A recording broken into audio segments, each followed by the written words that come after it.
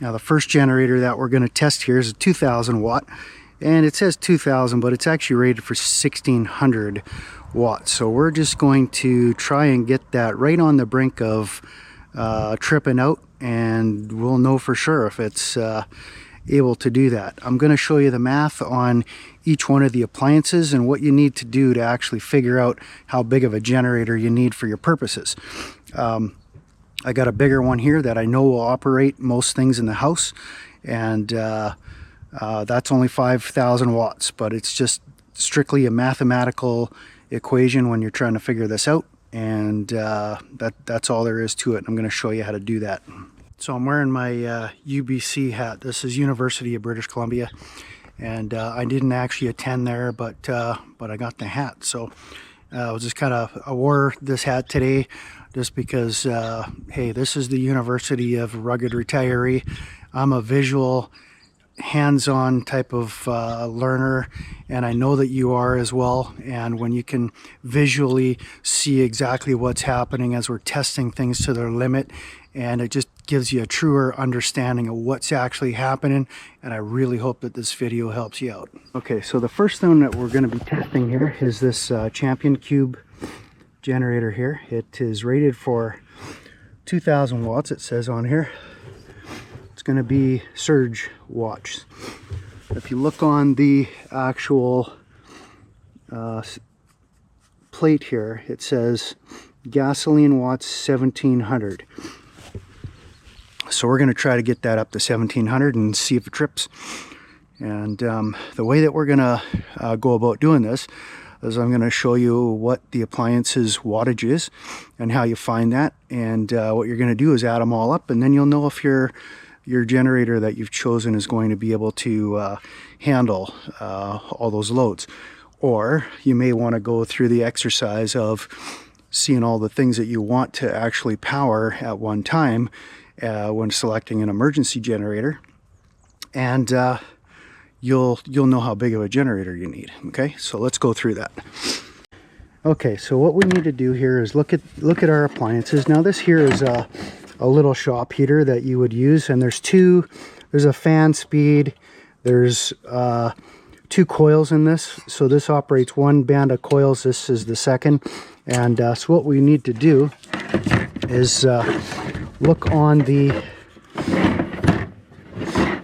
plate to find what the wattage is, and you can see here that it's rated for 1500 watts.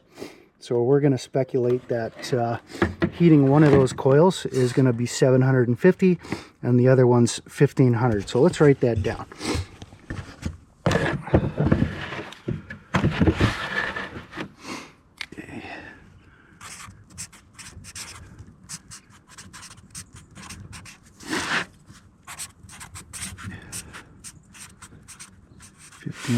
Okay, now next we've got a pretty typical kettle that you'd use in the kitchen, and surprising enough, the wattage on this is 1500 watts. Okay, so 1500 watts.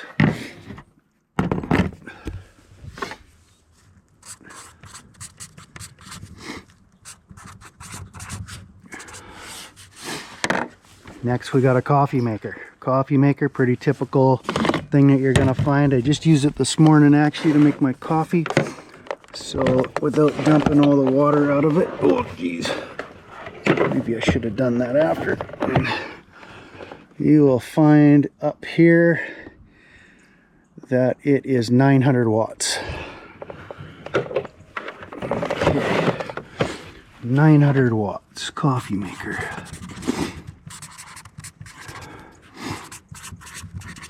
$900 and what else do I got here? I have a diesel heater. Now this diesel heater is good for putting out, I believe it's 50,000 BTU of heat, but the electricity to run it is 105 watts. Okay, so diesel heater, 105 watts.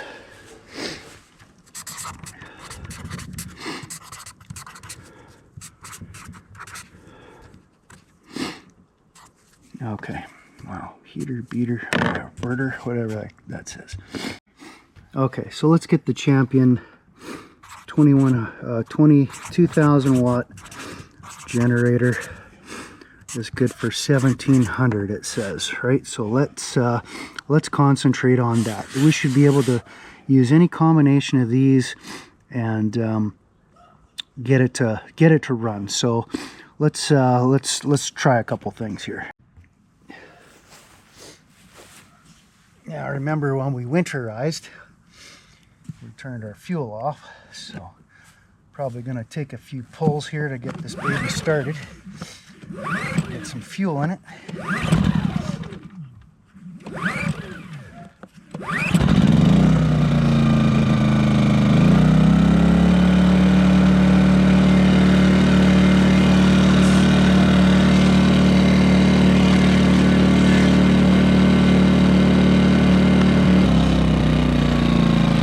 Now for the purposes of this, we got economy mode, but I want to make sure that it's able to handle any of the spikes as well. So I'm just gonna take it off economy mode and burn a little bit more gas, and we'll just let her rip. Okay, that's what we're gonna do here.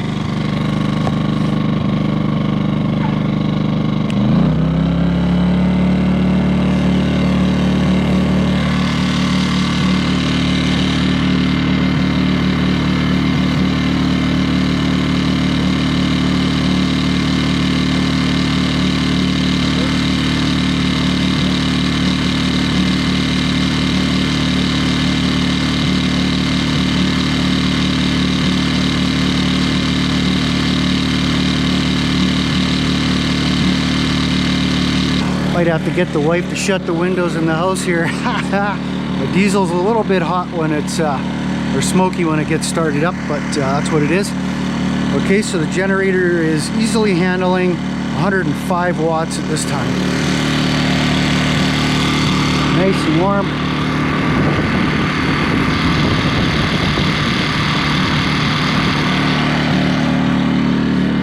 Okay, what do we want to do next here?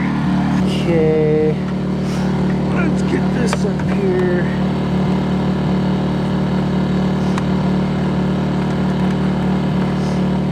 All right, let's see how she works. Oh, you hear the generator kick up a notch there. Okay, so let's just brew a little bit of water. Okay, so we got 900, 750. We're gonna try and kick it up to its highest notch here and see what happens.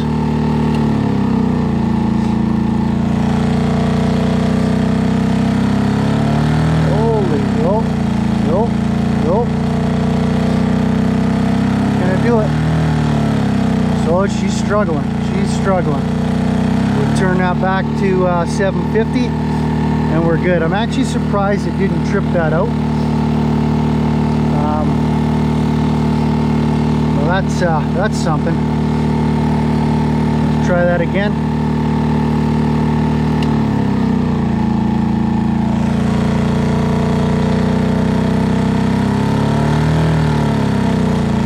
He's struggling.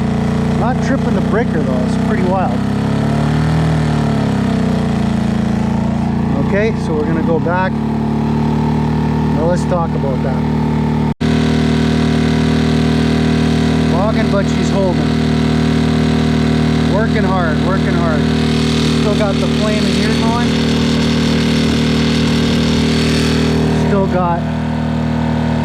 We've got some heat here from the first level, and our coffee's still boiling here. So we've got 900, 750, and 100. So we're right up to the limit, I would say, of that generator. But I don't think we're here just to test the limits, are we? We want to exceed the limits. So I'm gonna shut off the diesel heater and let it do its cool down cycle on there, and then we're gonna put some more load on it.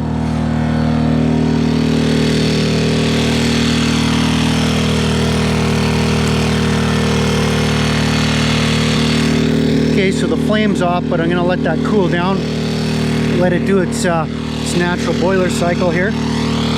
And when that's done, we're gonna ramp up this thing and see if we can't get it to trip out. Let's go for the coffee maker.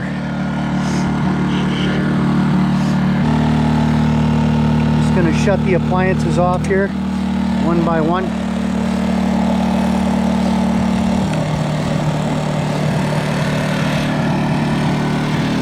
We'll let that cool down for a minute and we'll just talk about what happened.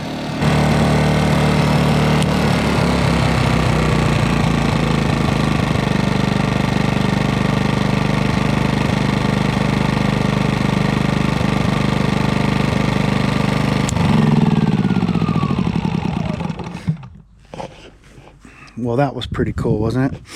So on that particular test, we had a coffee maker, a shop heater, and we had a 100 watt diesel 50,000 BTU shop heater going as well. So as you can see, when you're trying to size the generator, what your needs are, that's really the first thing that you have to do is you kind of got to work backwards, right? So if you're actually just charging up your laptop, your cell phones, all that kind of stuff, you can actually go with quite a bit smaller generator than this one here. They, they make them down to like 500 watts. It's kind of crazy how small they go. But that's the starting point, right? You really got to figure out what you're actually going to use it for. Now you can use the bigger generators to power the furnace in the house, etc.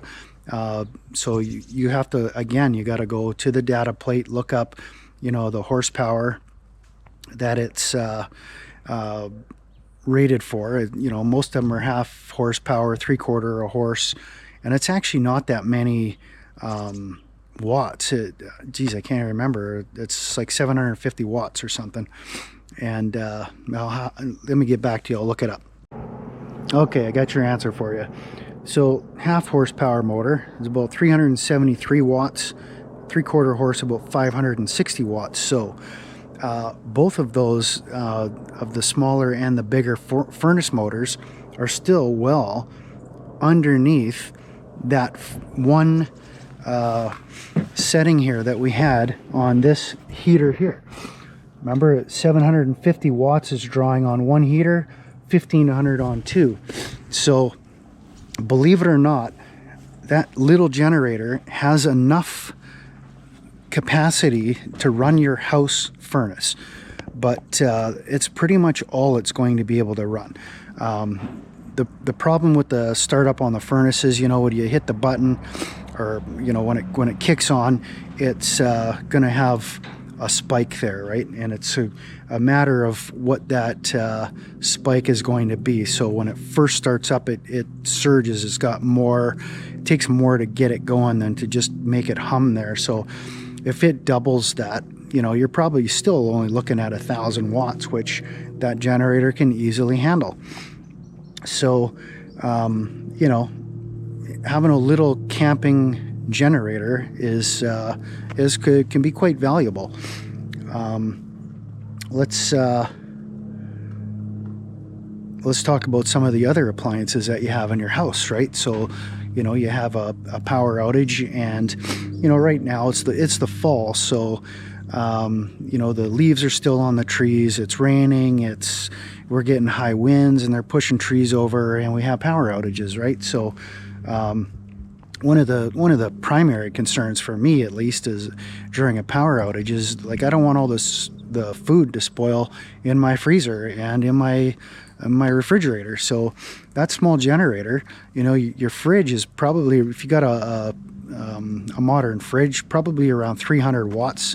The thing is running at could be quite a bit less, actually, and an older style fridge is going to be a little bit more, but I can easily run two appliances on that small generator. Surprising. So if you got an emergency at home, you're going to be without power for a while, you'd still be able to plug in your you know, your fridge, your freezer, and still be able to connect all your cell phones to charge up and whatnot.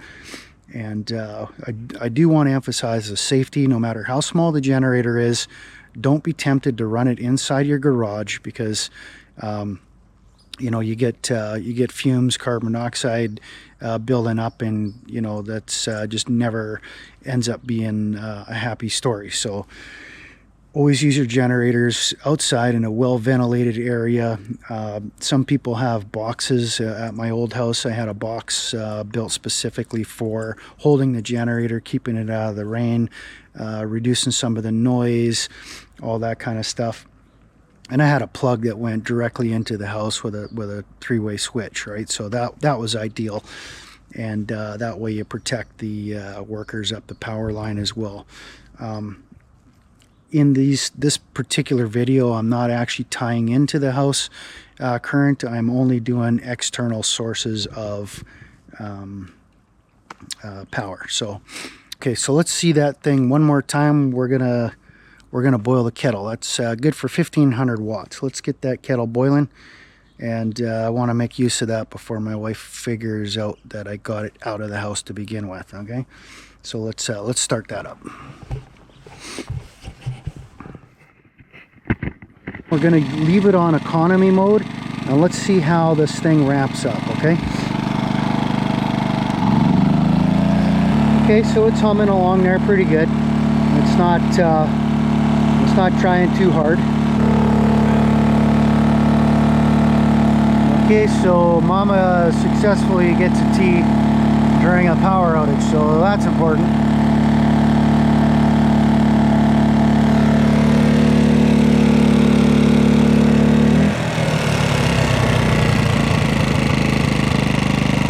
Let that cool off for a little bit, and then we'll shut her down.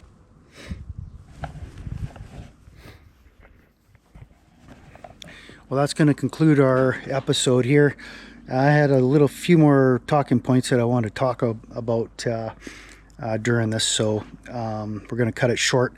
I'm going to do another video on the 3100, and then we're going to bring out the big bad diesel, and I'm going to explain a little bit about diesel stuff to you as well.